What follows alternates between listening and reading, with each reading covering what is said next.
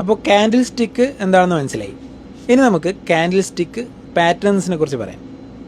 ഇപ്പോൾ നമ്മുടെ തൊട്ട് മുന്നത്തെ ദിവസങ്ങളിൽ മാർക്കറ്റ് ബേറിഷ് ആയിരുന്നു. മാർക്കറ്റ് ഇങ്ങനെ ഇറങ്ങി വന്നു. ഓക്കെ, അപ്പോൾ ഇവിടെ താഴെ ഒരു പോയിൻ്റ് എടുത്തപ്പോൾ അവിടെ ഒരു ഹാമർ പോലത്തെ ഒരു ക്യാൻഡിൽ വന്നു. കണ്ടില്ലേ, ഒരു ഹാമർ. ഇതിനെ ഹാമർ എന്ന് വിളിക്കാൻ കാരണം എന്താ? കാരണം ഇതിൻ്റെ ഈ ബോഡി കണ്ടില്ലേ, അതിൻ്റെ ഡബിൾ ഉണ്ടാവും, ഡബിളും ട്രിപ്പിളും ഒക്കെ ഉണ്ടാവും അതിൻ്റെ ഈ ലെഗ്, ഈ ഒരു സാധനം. അതുകൊണ്ടാണ് അതിനെ ഹാമർ എന്ന് പറയുന്നത്. ഒരു ചുറ്റിക പോലെയല്ലേ കാണാൻ.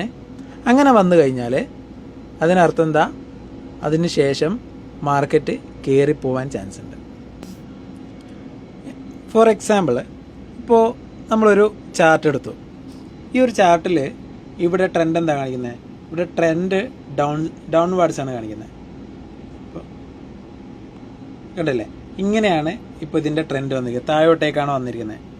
അപ്പോൾ ഇവിടെ ഈ ഒരു പോയിന്റിൽ എത്തുമ്പോൾ നമുക്ക് അവിടെ ഒരു ഹാമർ വന്നു കഴിഞ്ഞാൽ, കണ്ടോ, ഇവിടെ ഇതുപോലൊരു ഹാമർ വന്നു കഴിഞ്ഞാൽ എന്താ സംഭവിക്കുക? പിന്നെ ട്രെൻഡ് റിവേഴ്സ് ആവും. ഇതുപോലെ എന്ത് ചെയ്യും? മാർക്കറ്റ് കയറിപ്പോവും. അപ്പോൾ നമുക്ക് ഈ ഒരു ഹാമർ വരുമ്പോൾ അതിന് ശേഷം ഒരു ഗ്രീൻ ക്യാൻഡിൽ വന്നു കഴിഞ്ഞാൽ നമുക്ക് അതിൻ്റെ അവിടെ നിന്ന് എന്ത് ചെയ്യാം? ബൈ എടുക്കാൻ പറ്റും. അങ്ങനെ നമ്മൾ വാങ്ങിയെന്ന് വിചാരിച്ചോ. അപ്പോൾ നമ്മൾ എപ്പോഴാണ് വിൽക്കേണ്ടത്? അത് വിൽക്കേണ്ടത് പിന്നെ അതിൻ്റെ ഒരു റെസിസ്റ്റൻസ് നോക്കിയിട്ടാണ്. കണ്ടില്ലേ, ഇവിടെ ഇപ്പോൾ ഇതിനൊരു റെസിസ്റ്റൻസ് ലൈൻ ഉണ്ട്. അപ്പോൾ ഏകദേശം ഈ ഒരു ലൈനിൻ്റെ താഴെ എത്തുമ്പോഴേക്ക് തന്നെ നമ്മൾ എന്ത് ചെയ്യണം? വിറ്റ് ഒഴിവാകണം. അടുത്തൊരു പാറ്റേൺ ആണ് ഹാങ്ങിങ് മാൻ.